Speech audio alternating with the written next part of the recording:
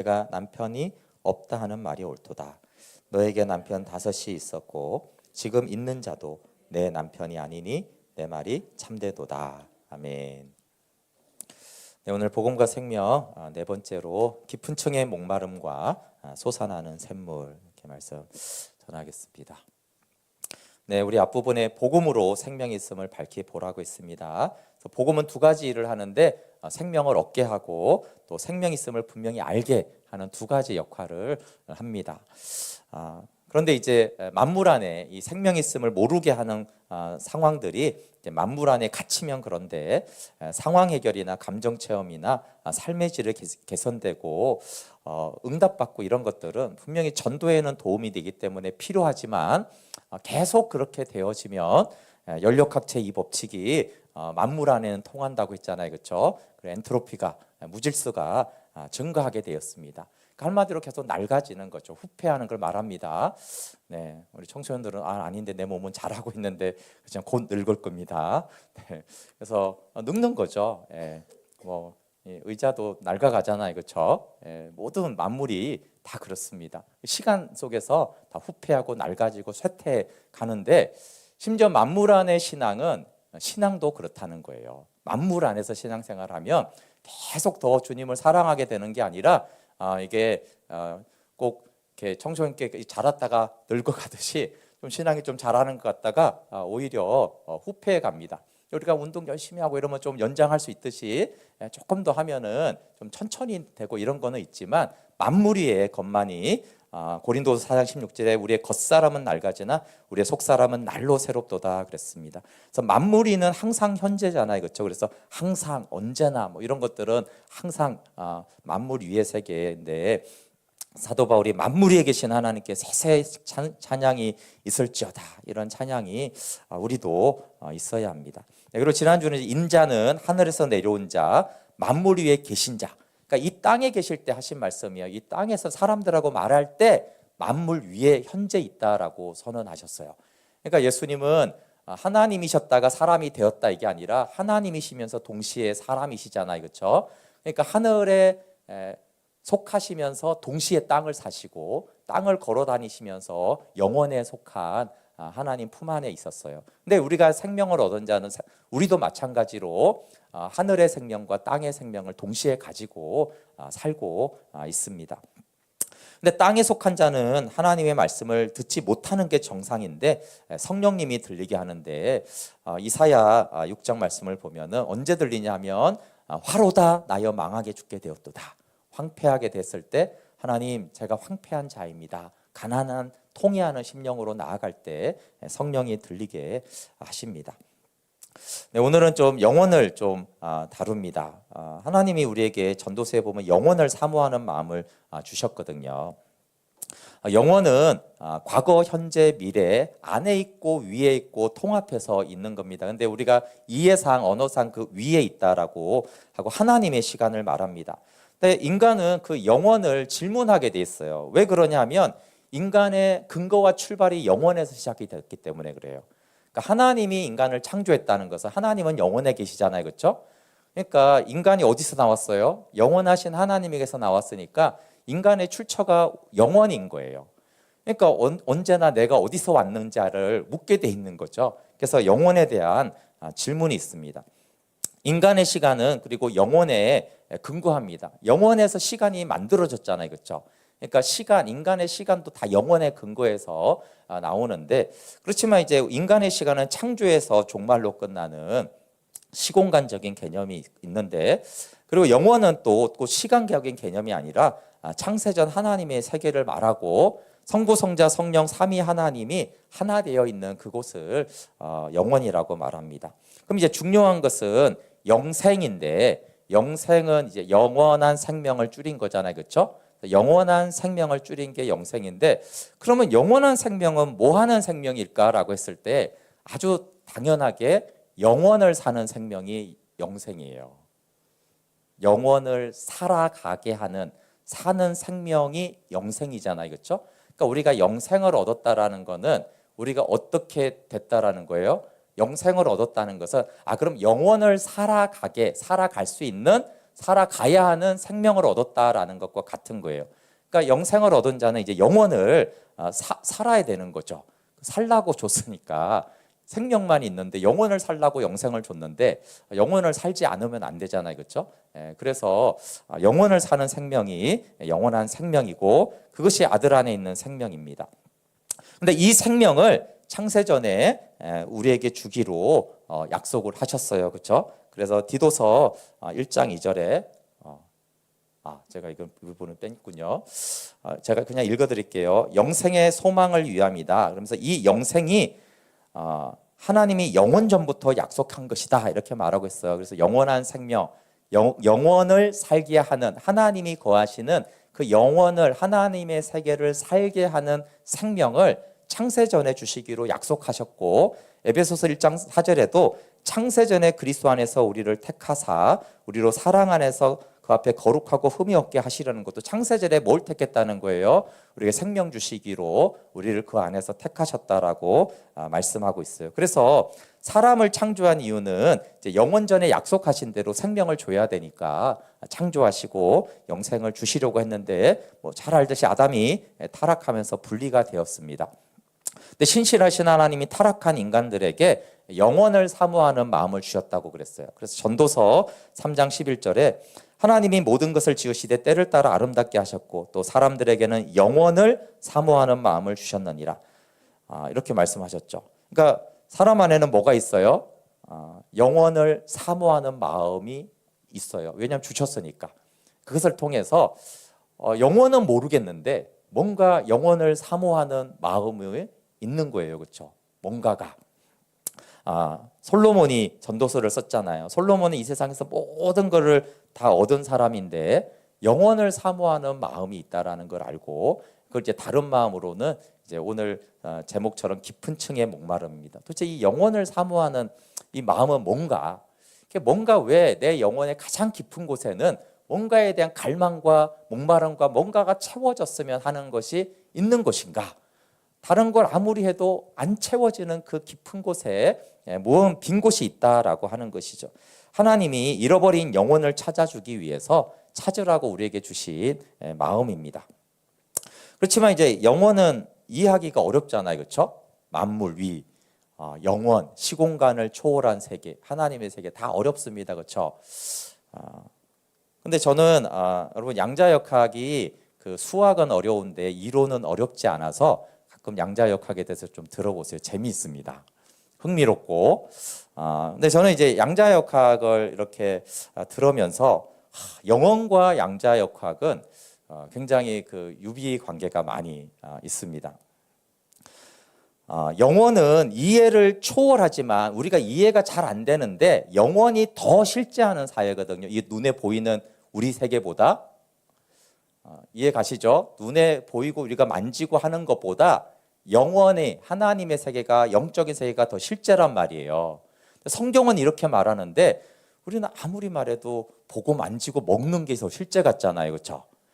그런데 양자역학에 나오면서 이게 어떻게 됐냐면 거시 세계와 미시 세계가 있습니다. 그러니까 우리가 보고 만지는 이 세계가 거시 세계, 큰 세계라고 하는 거예요. 근데 이제 양자역학은 이제 원자를 다루니까 원자는 작은 세계잖아요, 그렇죠? 미시 세계, 작은 세계. 그럼 큰 세계와 작은 세계가 있는데 우리가 보고 만지고 듣는 이 물리학적으로, 과학적으로 이 세계가 더 실제일까요? 아니면 보이지 않는 원자 세계가 더 실제일까요? 과학적으로. 모르세요? 예. 양자역학, 미시세계가 훨씬 더 실제하는 세계입니다. 우리가 보고 만지고 먹고 하는 지금 이 세계는 양자역학적으로 보면 훨씬 가상의 약한 세계예요. 실제 하는 건 맞는데 뭐가 더 진짜냐라고 했을 때 미시세계, 양자역학 세계가 더 실제고 팩터입니다. 사실입니다. 그렇지만 양자역학은 노벨상 탄 사람들이 다 어렵다고 그랬습니다. 노벨상 탄 사람들이 다 양자역학을 다 이해하는 사람은 없다라고 그랬어요. 그 왜 없냐 하면은 우리가 경험하고 사는 이 거시세계하고 너무 달라서 그래요. 아무리 노벨상을 타도 어릴 때부터 먹고 마시고 만지고 이렇게 살았을 거 아니에요. 눈에 보이고. 근데 이게 없을 수가 없잖아, 인간이. 걸어 다니고 근데 이거하고 너무 다른 거예요. 그러니까 이제 이해라는 거는 양자역학은 이제 불가능한데 우리의 상식하고 다르고 고전 물리학은 우리의 상식하고 좀 일치가 합니다. 뭐 중력이 어떻고 끌어당기고 이런 건 들어보면은 우리의 상식하고 좀 일치가 돼요. 근데 양자역학은 우리의 상식과 우리가 기존에 알고 있는 과학적인 지식하고도 너무너무 달라서 이해가 안 됩니다. 그러니까 뭐 아주 이제 특징적인 것들은 전자의 세계는 이렇습니다. 전자는 입자이면서 동시에 파동입니다. 그러니까 항상 입자이면서 파동이냐라고 하면 그것도 예상한데 사람이 전자가 입자인지 파동인지 알고 싶어서 이렇게 관찰을 하면 입자로 얘가 행동을 합니다. 근데 얘가 입자구나 그리고 이렇게 안 보면 뭐예요? 안 보고 있으면 얘는 파동이고 보고 있으면 입자입니다. 그래서 입자면서 파동이다 이렇게 말을 합니다. 이해가 됩니까? 이해가 안 돼야지 양자역학은 아는 거예요. 양자역학이 이해가 됩니다. 그럼 모르는 거고 그게 무슨 말이 되냐? 그러면 이해가 된 거예요. 그리고 정말 신기한 것은 전자는 A와 B라는 위치에 동시에 존재합니다. 저와 이제 축복이가 있는 전자는 저기도 있고 여기도 있어요. 한 전자가 저기도 있고 여기도 있습니다. 이게 이제 동시에 존재합니다. 전자는 희한하죠? 그리고 또 하나는 전자가 이제 궤도 이동을 하는데 그림 봤잖아요, 그렇죠? 그래서 여기서 1궤도에서 2궤도로 올라가요. 올라갑니다. 공간이 있고 올라가요. 근데 얘가 여기 있다가 여기 왔는데 이동 경로가 없습니다. 여기서 있다가 사라졌다가 여기로 나타납니다. 돌아간 게 아니고 그런 게 아니고 이동 경로 자체가 없다라는 거예요. 이해가 가세요? 예, 제가 여기 있다가 저 문에 있는데 땅굴 파고 들어간 게 아니라 이동 경로가 없어요. 여기 있다가 그냥 저기 있게 되는 거예요. 그러니까 이게 이제 전자의 세계이고 양자역학의 세계입니다.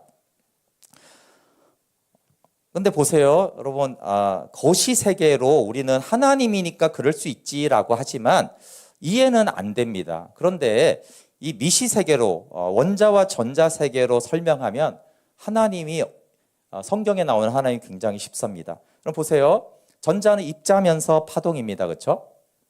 근데 예수님은 하나님이시면서 사람이십니다. 너무 같잖아요, 그렇죠? 어떻게 생각하십니까? 전자는 입자면서 파동이에요. 동시성입니다. 동시에. 입자 아시죠? 혹시 입자 모르는 사람 있습니까? 입자는 이 알갱이를 말하는 거, 이런 거. 파동은 뭐예요? 파도 하는 거 같죠? 이 음파가 이제 파도입니다. 이 소리가 파동이에요. 예수님은 하나님이면서 동시에 사람이세요. 그리고 하나님은 하늘과 땅에 동시에 존재하죠. 그리고 무소부주하세요. 동시에 어느 곳에나 계세요. 그게 어떻게 가능하냐 그러는데 놀랍게 전자도 그런답니다. 그리고 이동 경로가 없습니다. 그러니까 제 추측으로는 가브리엘 천사가 예수님 태어난다고 마리아한테 왔잖아요, 그렇죠? 그러면 저기 하늘에서 이렇게 빠른 속도로 빛의 속도로 이렇게 오지 않았을 것 같아요. 전자처럼 하나님이 가거라. 그럼 어떻게 돼요? 저기 있다가 여기 딱 나타나. 이동 경로는 없어요. 영의 세계가 이제 그렇게 될 가능성이 매우 높습니다. 근데 우리는 양자역학이 있기 전부터 성경이 이렇고 하나님이 이렇고 이걸 엄청 오래 들었잖아요, 그렇죠? 진짜 이해는 안 되는데 하나님이니까 그런가 보다 이랬는데 이 양자역학 세계를 보니까 양자역학 세계가 하나님의 영적인 세계하고 유사한 점이 같지는 않죠, 그렇죠? 왜냐 양자역학 물질의 세계니까. 그렇지만 굉장히 유사한 면이 너무 많은 거예요. 우리가 태양을 보면 빛이신 예수님을 유비하듯이 똑같은 건 아닙니다. 그냥 예측할 수 있죠. 어두움을 밝히러 오셨다라는 것을 태양이 어두움을 밝혀주듯이, 근데 양자역학의 세계가요 훨씬 더 그런 영적인 세계를 진짜 그렇구나. 그러니까 이제 하나님이 창조를 통해서 거시 세계만이 아니라 원자 세계도 하나님이 어떤 분이신지를 많이 나타냅니다. 그럼 아까 말한 대로 중요한 것은 거시 세계를 우리는 경험하고 삽니다. 먹고 자고 일어나고 만지고 보고 있잖아요. 이게 다 거시 세계인데 미시 세계는 이해가 어려워요. 그런데 어떤 세계가 더 실제냐고 그러면 원자가 더 실제라는 거예요. 우리의 몸은, 제 몸은 물질로 가득 차 있죠. 혹시 지금 제 몸을 보시죠? 제 얼굴에 구멍 뚫린 데가 있나요, 혹시? 제 손에 구멍이 뚫렸나요? 꽉 차 있죠? 왜 대답이 없으세요? 뭐 안 꽉 차 있으면 꽉 차 있잖아요. 그런데 양자역학적으로는 제 몸이 어떻게 돼 있어요? 여기 다 있잖아요, 그렇죠? 얼마나 비어 있어요? 99.9999%는 제 몸은 공간이에요. 없어요, 아무것도. 그러니까 여러분이 보고 있는 제 몸 중에서 실제로 존재하는 거는 0.00001%만 제가 제 몸에서 실제하는 물질이고, 지금 여러분이 저를 보고 있는 99.9999%는 빈 공간을 보고 있는 거예요. 근데 왜 다 보이죠? 원자가 자꾸 파장이 와서 이 빛이 반사돼서 이렇게 말하면 자꾸 길어지는데, 여러분 정확히 저를 보고 있는 게 아닙니다. 이 빛이 저를 해서 반사되는 빛을 보고 있는 거예요. 그리고 과학적으로 말하면 현재 저를 보고 있는 게 아니라 과거의 저를 보고 있는 거예요. 0.00001초 전에 저를 보고 있는 거예요. 빛이 이 속도가 있기 때문에. 그러니까 우리가 보고 느끼는 이거 확실해. 목사님 저기 있잖아. 살덩어리가 있어. 이렇게 하는, 우리가 삼겹살을 보고 이건 한 건이야. 근데 다 아니에요. 실제가 아니에요. 공간이에요. 여러분이 고기를 먹으면 공간이에요. 그 고기가 0.00001%만 진짜 고기고 다 그 공간이에요. 그 공간을 우리는 먹는 거죠. 그 0.0001%를 먹으면서 맛있다라고 이렇게. 근데 우리는 이게 꽉 찬 걸로 느끼잖아요. 이거 씹히니까. 그거 맛이 나고 향기가 나니까 그 실제라고 생각. 근데 제가 아무리 이렇게 말을 해도 여러분은 지금 보면서 99.9999%는 공간이구나. 이렇게 느껴지세요? 꽉 찼다고 느껴지세요? 그러니까 근데 실제는 팩트는 뭐라고요? 텅 빈 거예요. 여러분이 손을 보시면 여러분의 손은 텅 빈 거예요. 근데 텅 빈다고 해도 이게 뭐가 비어 이래요. 자, 그러면 과학자들이 이렇게 말하면 믿겠어요, 안 믿겠어요? 솔직히 안 못 믿죠. 그리고 우리는 어차피 수학을 이해 못하니까. 그냥 증명은 수학으로 해줄 수 있지 이런 걸 해줄 수는 없거든요, 사실은. 그런데 과학자들이 뭘 만들어냈습니까? 만약에 이렇게만 말하면 누가 믿어요, 그거를? 근데 놀랍게도 과학자들이 이 전자제품을 만들어냈습니다. 말도 안 되는 소리를 가지고, 지금까지 제가 한 말이 다 말도 안 되죠. 전자가 동시에 존재하고 입자고 파동이고 99.99 비어 있고 이거 말고도 해괴한 소리가 많은데 이 모든 말이 무슨 소리야 이러는데, 그 무슨 소리야 해괴한 소리 때문에 이 전자제품 이것만이 아니라 우리가 무슨 전자, 삼성전자, LG전자 나오는 모든 제품은 이것도 다 양자역학에 의해서 다 만들어진 거예요. 그러니까 실체가 있잖아요, 그렇죠? 이해는 안 되고 말은 안 되는데 반도체가 양자역학에 의해서 움직였고, 양자역학이 안 나왔으면 모든 전자제품은 없는 겁니다. 전자라는 말이 들어가는 게 다 없어지는 거예요. 제가 전자공학 전공했잖아요. 전자라는 말은 양자역학으로 만들어지는 걸 말해요. 전자가 들어가는 모든 거는 없어져요. 그러니까 이 말도 안 되는 양자역학에 의해서 과학자들이 이 물건을 만들어냈으니까 이제 부인할 수 있어요, 없어요? 실제 하는 거죠. 그 보이지 않는 세계를 전자제품으로 보여줬어요. 그러면 미시세계는 믿음으로만 받아들이는 거예요. 우리 편에서는 수학을 못하면 믿음으로 받아들여야 되고, 수학을 잘하시면 수학을 하시면 이게 맞구나 이해가 이제 좀 되는 거고, 일반적으로는 그냥 원자세계는 그냥 믿음으로 받지 않으면 우리는 거시세계를 믿습니다. 근데 양자역학이 어떻게 발전했는지가 되게 중요한데, 양자역학이 어떻게 발전하면은 이해가 안 되잖아요. 양자역학을 이해하는 사람은 아무도 없어요. 논리적이지 않고 연속적이지 않고 합리적이지 않아요, 양자역학은. 근데 과학이 논리적이어야 되잖아요. 과학이 연속적이어야 되잖아요. 근데 양자역학은 논리적이지 않고 연속적이지 않고 합리적이지 않아요. 그래서 그 유명한 아인슈타인은 끝까지 양자역학을 안 믿었어요. 과학이 논리적이지 않고 연속적이지 않을 수가 없다라고 아인슈타인은 생각했어요. 그 상대성 이론을 발견한 어마어마한 과학자가 양자역학이 이해가 안 돼. 이해가 안 되는 거는 믿을 수 없어. 이건 아닐 거야 라고 끝까지 안 믿고 죽었습니다. 그 정도로 이해는 안 된다는 거예요. 아인슈타인이 이해 못했는데 우리가 어떻게 이해합니까? 근데 그러면 아인슈타인 말고 다른 사람은 이해해서 발전했냐? 아니요. 모든 사람들은 이해를 못했어요. 그러면 어떻게 했냐면 아인슈타인은 이해가 안 되니까 나는 못 받아들이겠다고 했는데 다른 어떤 과학자들은 이해는 안 되지만 사실이니까 받아들여야 된다 이렇게 했어요. 그렇게 해서 양자역학이 실제로 발전을 했습니다. 그러니까 양자역학은 이해를 넘어 받아들임을 통해서 발전했어요. 그 결과 전자제품이 나왔습니다. 그러니까 이해와 이해를 넘는 수용을 동시에 해야지 양자역학을 할 수 있거든요. 물론 머리를 써야죠, 그렇죠? 머리를 써야 되는데 어떤 영역은 이해가 안 돼요. 그러니까 이해되는 거는 이해되게 공부하고 이해 안 되는 건 어떻게 한다고요? 아까 뭐 입자면서 파동이 이건 아직도 이해가 안 돼요. 다 어떻게 A와 B의 동시에 존재? 이해 어떻게? 이건 지금도 이해 못 해. 그럼 어떻게 한다고요? 이거는 받아들입니다. 과학자들이 받아들입니다. 수학자들이 받아들여요. 근데 이 받아들여야지 더 연구를 해서 발전이 되는 거예요. 희한하죠? 예. 과학자들이 이렇게 말하고 있어요. 근데 이게 영혼과 하나님을 아는 방법이 똑같습니다. 우리는 하나님을 알기 위해서 머리를 써야 돼. 이해해야 돼요. 그렇죠?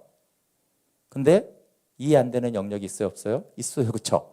이해되는 거는 이해를 계속해서 공부를 해서 알아가야 되는데 이해를 초월해야 되는 것은 양자역학처럼 받아들여야지 믿음이 자라요. 양자역학이 발달하는 과정하고 믿음이 발달하는 게 똑같은 원리로 되는 거예요. 이해되는 거는 내가 믿고 이해 안 되는 건 안 믿겠다. 양자역학이 발달을 절대 못합니다. 마찬가지로 믿음도 영생도 발달이 안 되는 거예요.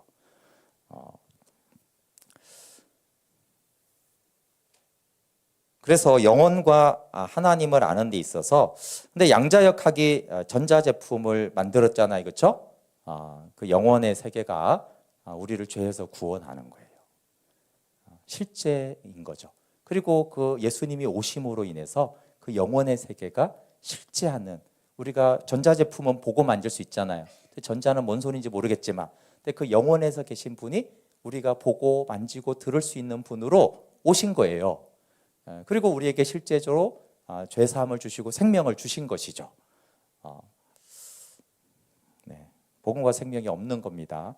양자역학을 잘 생각해 보시고 여기 하느라고 너무 시간을 많이 할애했는데 어쨌든 양자역학을 통해서 영혼의 세계를 우리가 추측하고 유비를 해보면 영혼의 세계가 그렇겠구나라는 것들을 좀 알 수가 있어요. 근데 일반적으로 이제 역사상에는 영혼에 대해서 알고 싶어서 깊은 층의 목마름을 해소하기 위해서 신화와 종교를 만들어냈어요. 그렇죠? 뭔가 이 땅이 아닌 뭔가 세계는 있고 우리 안에는 뭔가 영혼을 알고 싶은 마음은 있는데 근데 고대 시대 때는 뭐 방법이 없으니까 신화를 만들어냈습니다. 폴 틸리는 영혼은 인간이 정말로 중요하게 관심을 가지는 궁극적 관심이라고 그랬어요. 그래서 초월적 존재와의 만남을 사모하고 초월적 존재 품으로 돌아가고 싶은 열망이 있다. 그러니까 이 갈망이 항상 있기 때문에 이것을 이제 해결하려는 노력으로 생긴 게 인류 역사에 신화가 있고 종교가 대표적으로 있고 카렌 암스트롱은 오늘날의 신화는 이제 그리스 로마 신화는 우리가 막 믿지는 않잖아요. 오늘날의 신화는 이제 소설로 예술로 표현이 되어진다. 소설이 그냥 이제 소설을 영화로 만들거나 드라마로 만들거나 이렇게 애니메이션으로 하고 해가지고 그 뭔가에 대한 목마름을 해결해 주려고 하고 있다라는 것입니다. 당연히 종교는 깊은 층의 목마름을 해결하려는 전통적인 방법입니다. 그래서 신비와 초월적 경험을 유한성을 극복하려고 그래요. 그래서 2011년에 그 유니온 신학교의 미국의 폴 리터 교수와 동아사의 여기 진재 스님이 만나서 대화를 나눌 때 진재 스님의 항상 그 화두와 예를 들어서 불교에서 말하는 설교의 제목은 세상이 창조되기 이전의 참 나를 발견하는 거를 가르치고 수행을 시켰어요. 부모로부터 나온 내가 아닌 참 나는 누구인가? 이걸 이제 화두로 수행을 계속 하다 보면 우주 창조 이전에 참 나를 만난다. 이렇게 가르쳤어요. 근데 참 놀랍잖아요. 그렇죠? 우주 창조 이전에 나가 있다는 거예요. 그 나가 참 나다. 부모로부터 나온 나는 나긴 하지만 참 나라기보다는 창조되기 전에, 세상이 있기 전에 그 나가 참 나다라고 하고, 중요한 건 이거죠. 그 참 나를 만나면 모든 고통을 수용하게 되어지고 이 땅에서 수억 년을 살 수 있다, 이렇게 말했어요. 모든 고통을 다 초월하고 이 땅에서 수억 년을 살 수 있다, 이렇게 이제 이 진제서님이 막 가르쳤어요. 그리고 미국 리버사이드 교회 가가지고 막 설법을 했는데, 많은 그리스도인들이 뭐 창조되기 전에 나가 뭐냐, 놀라운 가르침이다, 이렇게 했어요. 그런데 이제 선불교에서는 이걸 수행을 통해서 알 수 있다고 그러는데, 정말 놀라운 일이죠. 창세전의 영혼은, 창세전에 그리스도 안에서 나를 택하신 그 나는 성경에 나와 있는데, 이 불교 쪽에서 그런 것들을 탐구하고, 이분이 그냥 불교의 그냥 아류람은 다룰 게 없는데, 이분이 그 뭐죠? 그 조계종 종정, 불교계 가장 그 뭐 높은 사람이 됐어요. 그러니까 이제 불교 안에 이게 편파적인 가르침이 아닌 거잖아요, 그렇죠? 불교를 대표하는 가장 대표가 되었는데, 뭐 다 이런 걸 가르치는 건 아니지만, 오히려 그냥 타종교에서는 저렇게 영원의 세계, 만물위의 세계를 탐구하고 알고 싶어 하는데, 오히려 성경은 만물위의 하나님을 알고 신앙하고, 영생은 그 영원을 사는 생명인데, 오히려 영생을 얻은, 영원을 살도록 받은 우리는 그 영원의 세계를 잘 모르고 또 가르치지 못하고 배우지 못하는 안타까움이 있습니다. 예수님은 그래서 우리를 영원으로 인도하려고 오셔서 십자가로 그 문을 열어주셨습니다. 그래서 아들 안에 있는 생명은, 보세요, 예수님이 아버지가 아들에게 생명을 줬고, 아들이 창세전에 아들이 있잖아요. 그 아들이 받은 생명은 당연히 영원을 사는 생명이고, 삼위 하나님과의 교제를 참여하는 생명이잖아요, 그렇죠? 우리가 그 생명을 받았습니다. 이제 영혼으로 어떻게 그러면 우리가 들어가냐 하면은, 아까 선불교는 수행을 해야 된다, 이렇게 말했는데, 당연히 성경은 수행이 아니죠. 수행은 내 노력이잖아요. 내가 엄청나게 수행을 잘 해야지 영혼을, 참나를 발견할 수 있다는데, 하나님은 그런 수행이나 너의 노력이 아니라 하나님의 은혜를 믿음으로 된다라고 했어요. 그 은혜는 예수 그리스도입니다. 그래서 여기 요한복음 10장 9절에 내가 문이다, 누구든지 나로 말미암아 들어가면 구원을 받는다. 그 문을 통해서 들어가는 곳은 영원을 말합니다. 그 영원에서 생명을 얻는 거예요. 뭐 너무나 잘 아는 요한복음 14장 2절부터 6절을 보면, 쭉 문맥을 보면, 내 아버지 집에 너희가 거할 곳이 많도다. 근데 거할 곳이 많긴 한데, 내가 너희를 위해서 너희가 거처할 그 처를 내가 준비를 해야 된다. 내가 준비를 해야지 너희가 이제 이 집에 들어올 수 있기 때문에 내가 준비하러 간다. 그 준비하러 간다가 이제 십자가와 부활이잖아요, 그렇죠? 내가 예비하러, 준비하러 갈 테니까 가서 너희를 위해서 거처가 예비되면 다시 와서, 이거 뭐 여기까지만 봐도 거처를 내가 예비했어. 그럼 어떻게 다시 와가지고 너희가 거할 거처로 내가 데려가려고 다시 오는 거야. 그렇잖아, 기본적으로. 그렇죠, 내용이. 그러니까 다시 와가지고 너희를 내게로 영접해서, 어떻게 거기 데려가냐 하면, 너희를 내게로 영접해서 너희가 거할 그 거처로 내가 데려가겠다라는 거예요. 내가 어디로 가는지 그 길을 너희가 안다고 그러니까 도마가, 그 길을 내가 어떻게 합니까? 그러니까 예수님이 내가 길이요 진리요 생명이니 나로 말미암지 않고는 아버지께로 올 자가 없느니라. 너희가 어디로 가는지 아느니라고 했는데, 어떻게 안다라는 게, 도마는 모른다고 그랬는데 예수님은 어떻게 안다고요? 내가 길이다라는 건 뭐예요? 나를 알면 길을 알지예요. 그 길을 어떻게 합니까? 라고 하니까, 내가 길이니까 나를 알면 길을 알지. 왜? 나를 알면 내가 문이라는 걸 알 거고, 내가 그곳으로 가는 길이라는 걸 알 거고, 그래서 나를 알면 알아야 된다. 근데 도마야, 네가 지금 모르지만 좀 이따가 내가 성령을 보니 네가 나를 알게 될 거야. 그렇죠? 네가 이제 나를 아는 순간 그 길을 알게 된다. 이렇게 말씀하는 거예요. 그러니까 영원으로 가는 문은 다른 게 아니라 예수님을 알아야 돼요. 예수님이 복음이시잖아요, 그렇죠? 그래서 복음을 알아야 되는 거 하고 똑같은 말이죠. 예수님을 알아야지 영원으로 들어간다. 그래서 또 영생이 하나님과 예수 그리스도를 아는 것이에요. 예수님을 알면은 영원을 알고 영원을 살게 되는 것과 똑같은 것입니다. 그리고 예수님은 항상 땅의 것과 경제 문제를 구하는 이들에게 영원한 것을 구하라고 했어요. 요한복음 6장 26절에 요 우병이의 표적에 대한 것이죠. 너희가 나를 찾는 것은 표징을 보았기 때문이 아니라 빵을 먹고 배가 불렀기 때문이다. 너희가 썩어질 양식을 얻으려고 일하지 말고 영생에 이르도록 남아있는 양식을 얻으려고 일하여라. 이 양식은 인자가 너에게 줄 것이다. 인자가 주는 것, 예수님이 주는 것은 뭐예요? 두 종류입니다. 예수님은 뭘 주냐면 썩을 양식도 주고 영생에 이르게 하는 양식 두 가지를 줍니다. 오병이어 표적이 그랬잖아요, 그렇죠? 영생의 생명의 떡만 준 게 아닙니다. 육신의 떡도 줬습니다. 그 육신은 이제 나오면 부패해갖고 썩고 없어지잖아요, 그렇죠? 그러니까 썩을 양식도 줬고, 왜? 배고프다 쟤네들 먹여야 된다. 근데 썩을 양식도 주고 영생에 이르는 양식 둘 다를 주시는 분이세요, 하나님은. 그런데 둘 다를 주시는 예수님이 우리 쪽에서 구하라고 한 건 뭐예요? 이건 구하지 말고 이걸 구하라는 거예요. 그렇다고 해서 그러면 하나님은 이건 안 주고 이것만 주는 하나님이야? 그렇진 않습니다. 자, 먼저 하나님의 나라와 일을 구하라. 그러면 이 모든 건 너에게 도와준다고 그랬잖아요, 그렇죠? 그러니까 하나님 편에서는 이 두 가지를 다 주십니다. 우리의 자녀고 필요를 아시니까, 목자니까. 근데 우리 쪽으로서 우리가 구해야 될 거는 뭐만 구하라고요?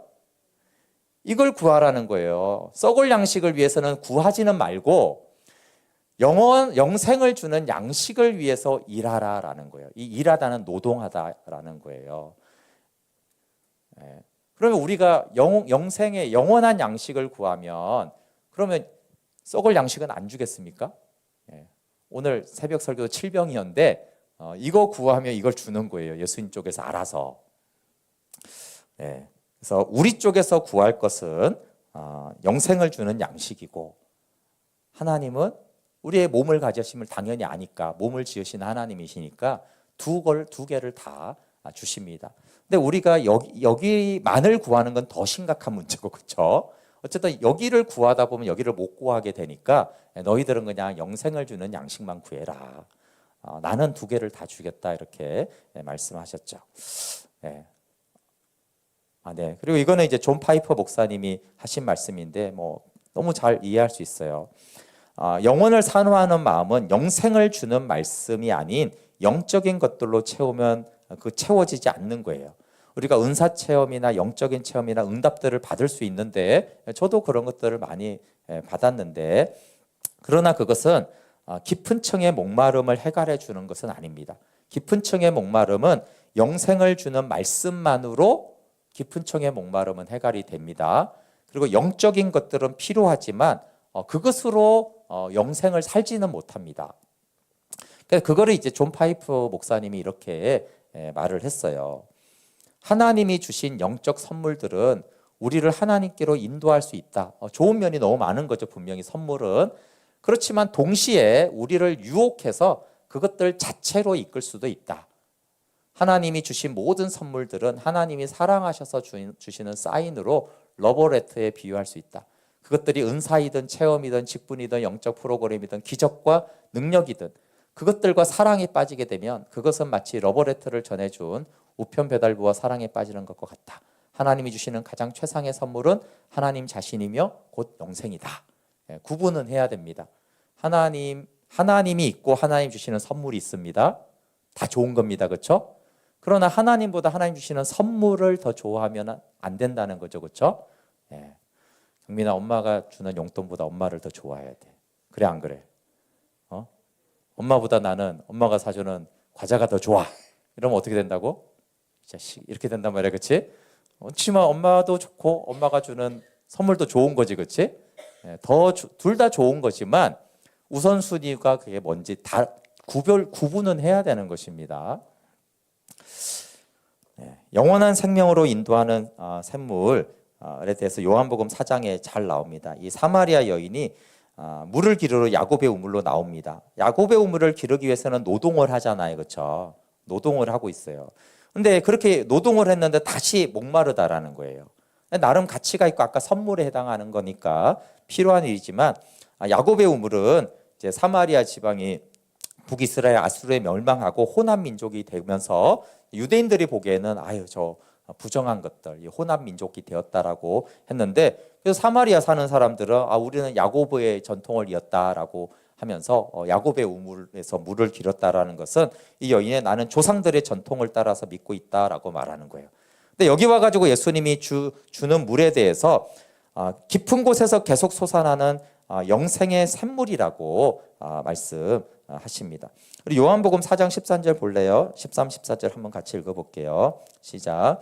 예수께서 대답하여 이르시되 이 물을 마시는 자마다 다시 목마르려니와 내가 주는 물을 마시는 자는 영원히 목마르지 아니하리니 내가 주는 물은 그 속에서 영생하도록 솟아나는 샘물이 되리라.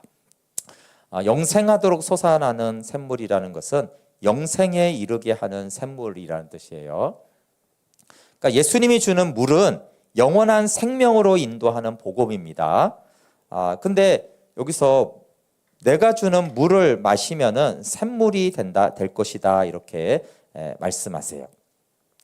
그러면서 그랬더니 당연히 여인이 물을 달라 그러잖아요. 너무 좋은 물이니까 달라고 하니까 바로 물을 주지 않고 예수님이 뭘 하냐면 갑자기 남편을 불러오라는 거예요. 15절부터 18절 한번 같이 읽어볼게요. 시작. 여자가 이르되 주여 그런 물을 내게 주사 목마르지도 않고 또 여기 물 기르러 오지도 않게 하옵소서.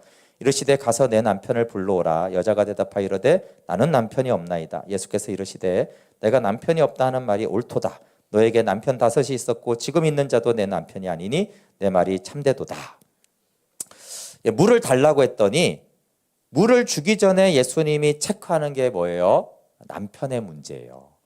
그러니까 우리가 복음을 받아서 샘물이 되고 복음을 믿어서 영생을 누리기 전에 하나님이 너 남편 문제 좀 체크하자 이렇게 한다라는 거예요. 남편 문제가 해결이 안 되면 복음을 줄 수 없다라는 것이기도 합니다. 근데 이제 여인이 뭐라고 그럽니까? 남편을 불러오라 그러니까 남편이 없대요.